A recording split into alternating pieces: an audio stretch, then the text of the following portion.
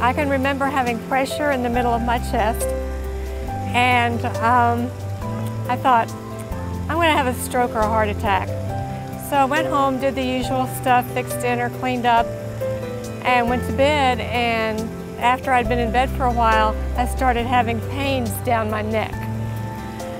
Really bad pains, and I thought, this is it. So I asked Charlie to call 911, and he was hopping all over the bedroom looking for a shoe. So I made the call, and they got there and took me to Roanoke Memorial. You made the call? Yeah, I did. You were still hopping around looking for your shoe. I don't remember that. I know. And he was trying to take my blood pressure and trying to find his shoe.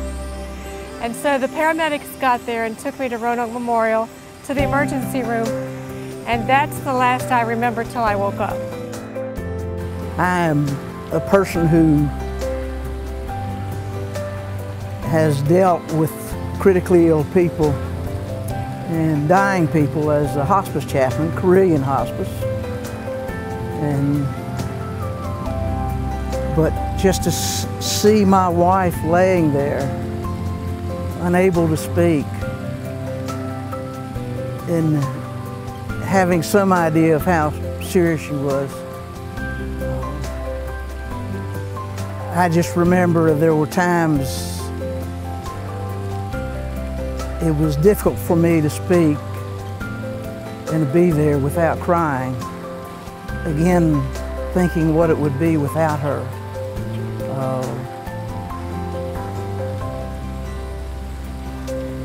I just about can't find the words right now. It is a very emotional thing for me.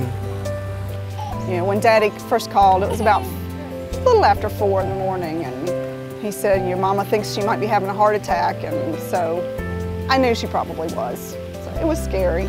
The first time we saw her, it was really hard. She was unconscious and just, you know, not knowing, you know, how was this going to turn out. We had faith, but they're still human, just scary, because you just don't know. When she first opened her eyes, I was teaching at my preschool, and I got the call from my sister that she had opened her eyes, and you do a happy dance. You're so excited, and you tell everybody around you that she is responsive, because that was the big thing at that point. Is she responsive neurologically or not? And she finally was, and we were so excited. And then, of course, when I could, rushed right up there, and seeing her eyes open, it was an answer to prayer. It was a gift. And then as she became more and more conscious and aware, and then started to respond to our requests, like blink if you understand me, blink if you know who I am. So exciting, so exciting. It's almost like when you have a baby for the first time and you're like, she smiled at me, yay! And that's how it felt, very exciting. When they first started telling me that I would be considered for an LVAD, which is a Left Ventricular Assist Device, I thought, well, okay, that'll make me better, and I can get rid of this big 18-wheeler tire beside me. It didn't really hit me that I was the first until people got real excited about it. I didn't really understand what being the first recipient was. As I thought about the options, the LVAD or a heart transplant, I initially thought, you know, a heart transplant is pretty serious stuff. But then after wearing all of this hardware for several weeks, maybe a month, I thought, heart transplant is sounding a whole lot better, because it is heavy and it does hold you down. But I'm so very thankful that it's available and that I was chosen to get this implanted. Dr. Arnold informed me that basically at that point in time, this was the only choice. It was my only option. but he's also said later on I might want to consider that heart transplant. When we first found out that Mama would need 24/7 care, my husband said, well, I feel like it's probably going to be us. We'll need to move in because I stay at home full-time. Both my sisters work part-time. They stay home most of the time, but we're the only ones where I was home full-time and would be easiest for us to move in. It was rough, but we managed and it was fine. We stayed there, I think we stayed there for 10 weeks.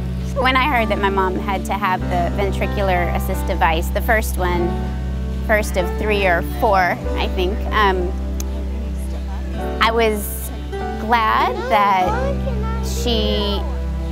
there was an option for her, because when we heard about the heart attack and how severe it was and how serious it was, you wonder if what is to be done. Are there options? Are there things that can help her? So I was glad, but then it's scary too, again, that she had to undergo such a invasive and complicated procedure. I probably have more fear about her having the transplant done than she does. And I guess I would say along with that, though, what helped me too were the nurses.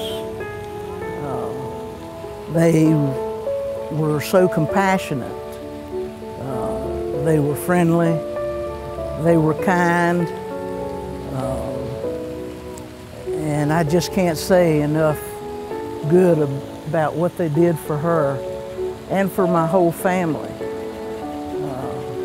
They truly became a part of our lives those days. They're a part of our family. Thank you to everyone who took care of Mama. Everyone, nurses, doctors, every single person there was incredible. We can't say enough about everybody there and how much good they did for Mama, and we thank you. To everybody who touched my mom physically and in every way, thank you so much. Thank you for your dedication and your patience and your belief that she was going to get better, and for not giving up on her and on what you do every day. Thank you. Thank you. Thank you a million times. I would not have been able to make it without you. You cheered me up. You kept me going. And I am forever grateful for anyone that had any part in my recovery. I wouldn't be where I am now without them. And I appreciate them and I love them.